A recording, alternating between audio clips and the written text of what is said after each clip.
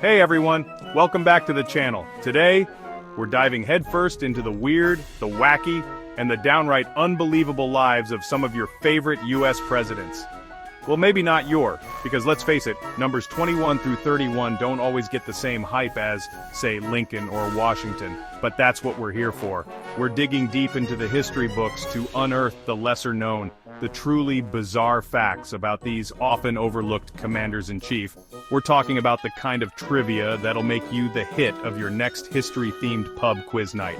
So, if you're ready to find out which president had a pet raccoon or who lost the White House china in a poker game, you've come to the right place. Get ready for some serious head-scratching, jaw-dropping moments, because things are about to get presidential. And trust me, when it comes to presidential trivia, the truth is often stranger than fiction. Let's get started.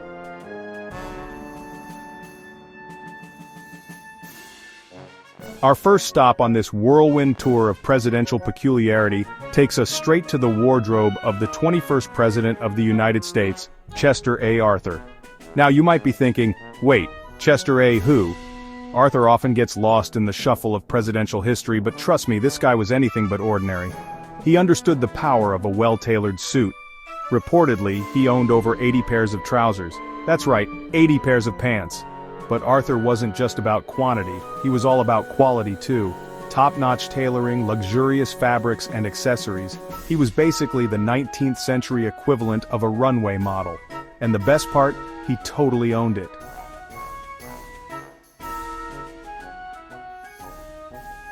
Arthur's fashion wasn't just vanity. In a time when appearances mattered, he used clothes to communicate his message, a man of taste and refinement.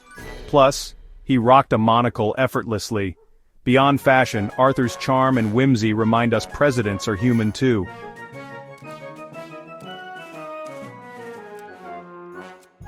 Alright folks, let's move on from the sartorial splendor of Chester A. Arthur to the surprisingly relatable world of our 22nd president, Grover Cleveland. Cleveland might not have had Arthur's flair for fashion, but he made up for it in approachability. He wasn't afraid to answer the White House phone himself. Imagine calling the White House and getting the president on the line. For Cleveland, it was just another day at the office.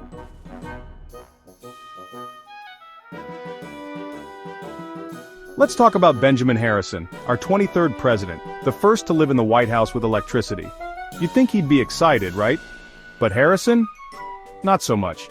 He was convinced he'd be electrocuted if he touched a light switch. Imagine being president and too scared to turn on the lights. It shows how new and mysterious electricity was back then.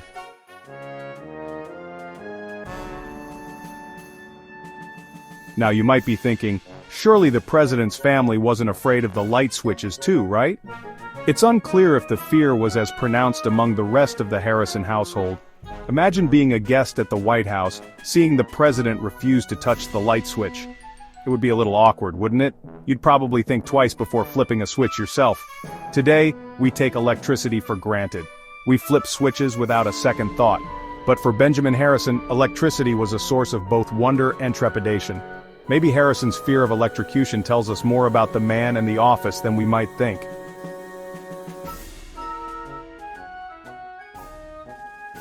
Buckle up.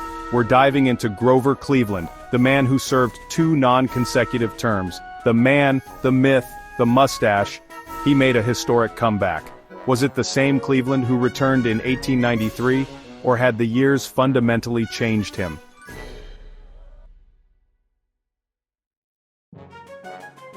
Imagine winning an election, serving your term, and then 4 years later, winning it all over again. It's enough to give anyone whiplash, right? But that's exactly what Grover Cleveland did. His second term was anything but quaint. He faced economic depression, labor unrest, and political divisions. Yet he remained committed to his principles. His legacy, a president of conviction and determination.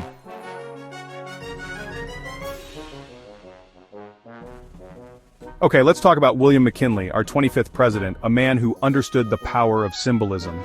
And no, I'm not talking about the symbolism of, eagles or flags. I'm talking about the symbolism of a simple, elegant flower, the red carnation. Now you might be thinking, John, are we really talking about flowers right now? And the answer is yes, we are. Because for McKinley, the red carnation wasn't just a fashion statement, it was a good luck charm, a symbol of prosperity, and ultimately, a poignant reminder of his untimely demise. It all started innocently enough. McKinley was known to wear a red carnation on his lapel, often gifting it to admirers or well-wishers. He believed it brought him good luck, and hey, who are we to argue with a president's superstitions? But this seemingly insignificant detail, this little red flower, would take on a whole new meaning on a fateful day in September 1901.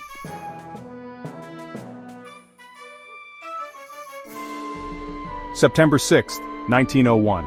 President McKinley attends the Pan American Exposition in Buffalo.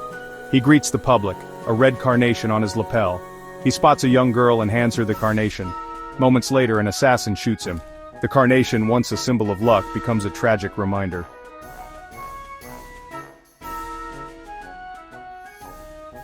So, we all know Teddy Roosevelt, right? Rough Rider, trustbuster, conservationist, the guy on the Mount Rushmore speed run. But did you know he was also partially blind while in office? Yeah, turns out our 26th president, the picture of vim and vigor, was rocking a pretty serious disability. It all went down, as most presidential injuries apparently did back then, in a boxing match. See, Teddy was a big proponent of physical fitness, which, fair enough.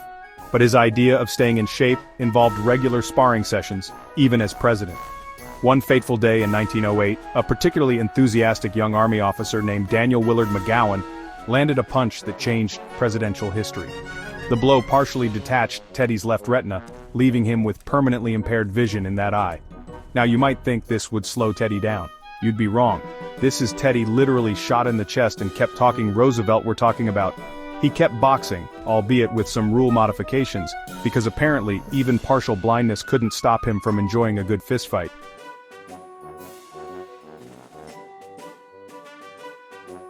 How did this affect his presidency? Surprisingly little, at least directly. Teddy was tight-lipped about his injury, fearing it would be seen as a weakness. Disability awareness wasn't a priority then. He refused to wear an eye patch, opting for pince-nez glasses. Stylish, but not very helpful. At least he looked stylish, right? His injury highlighted the dangers of his active lifestyle. Even the most powerful man wasn't invincible. It's a lesson we could all use. Plus, it makes for a good story. The president getting partially blinded in a boxing match? You can't make this stuff up. Just another example of American presidential history.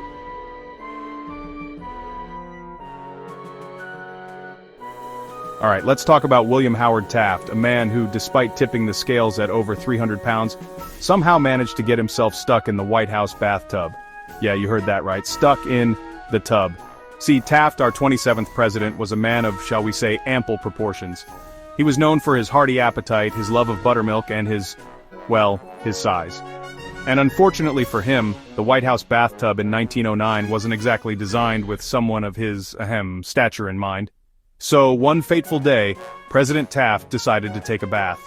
And that's when disaster, or perhaps more accurately, weirdness ensued. The tub, unable to contain his considerable bulk, became a porcelain prison, trapping the leader of the free world within its soapy confines. Now, you might think the president would have a team of burly Secret Service agents on hand to extricate him from such a predicament. But no, this being Taft, the story gets even better.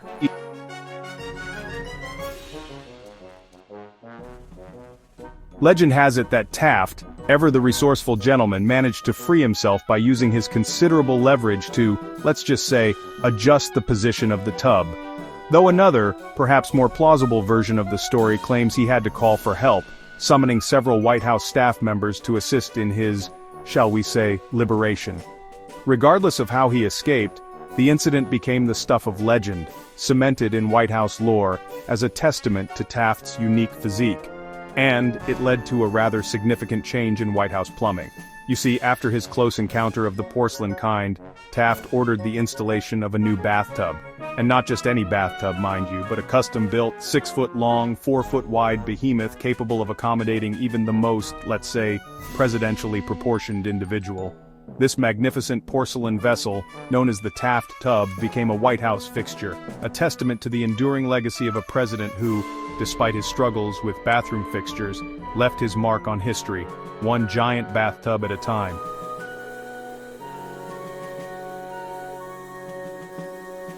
Alright, let's talk about Woodrow Wilson, our 28th president, a man who, in addition to leading America through World War I, also happened to be a bona fide academic rock star. We're talking PhD holding, multiple book writing, university president serving, scholarly powerhouse here. Yeah, Woodrow Wilson was more than just a name on your history textbook. He was a certified intellectual giant. Now, Wilson's path to the presidency wasn't exactly typical. He wasn't a general, a lawyer, or even a career politician. He was a professor, a political scientist, who believed in the power of ideas and the importance of education. He earned his PhD from Johns Hopkins University, which, for those of you keeping score at home, was a pretty big deal back in 1886. And he didn't just coast by on his impressive intellect. Wilson put in the work, writing books on history, government, and political theory, tackling complex issues with a scholar's mind and a writer's touch.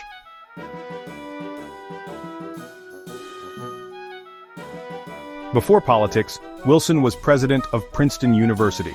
He championed academic reform and faculty involvement. He ruffled feathers for progress. Then, he left academia for politics. In 1912, he became the only U.S. president with a PhD.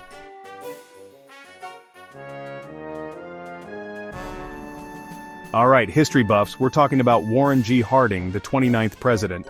Harding loved poker and hosted high-stakes games in the White House. He even gambled away a piece of White House history.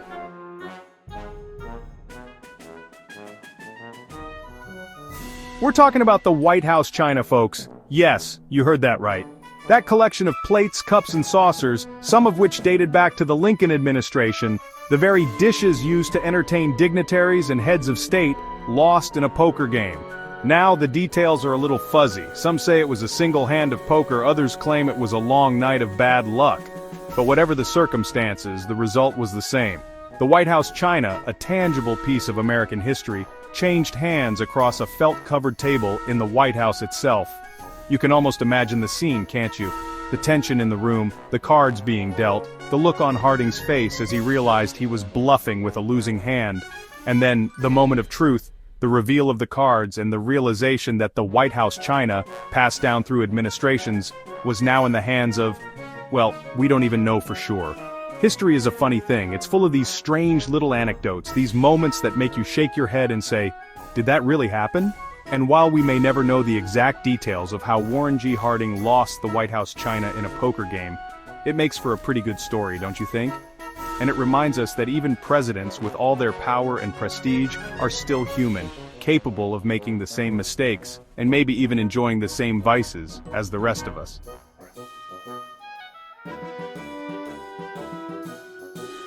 So, we've had some pretty interesting presidential pets so far, right? William McKinley had roosters named after Civil War generals. But Calvin Coolidge may take the cake with his presidential pet. Coolidge had a lot of pets.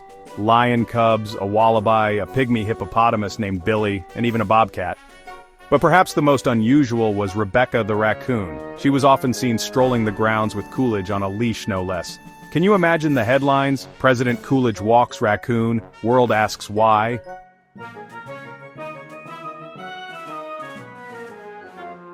Rebecca wasn't always on her best behavior. She was found swimming in the White House fountain and reportedly stole silverware from a state dinner. Maybe she wasn't the most well-behaved pet, but nobody's perfect. Her antics brought levity to the White House. Coolidge likely cracked a rare smile at Rebecca's mischief. In 1926, Coolidge pardoned a turkey, a tradition that continues today. We have Rebecca the raccoon to thank for the annual presidential turkey pardon.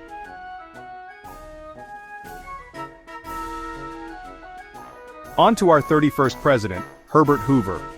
Known for the Great Depression, Hoover was also a mining engineer. He traveled the world and learned several languages. Impressively, he became fluent in Mandarin Chinese. Hoover and his wife Lou used Mandarin for private conversations.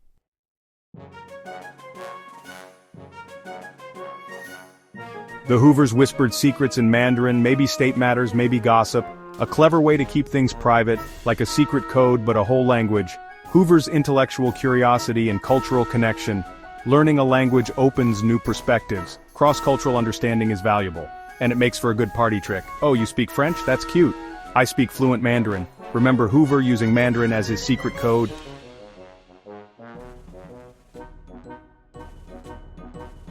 Well, that's it for weird but true facts about US presidents. From number 21 all the way to 31, from Chester A. Arthur's impressive pant collection to Herbert Hoover's secret Mandarin conversations, these presidents prove that history is anything but boring. Thanks for watching. If you enjoyed these weird but true facts, make sure to like, subscribe, and hit the bell icon for more fascinating content. See you next time.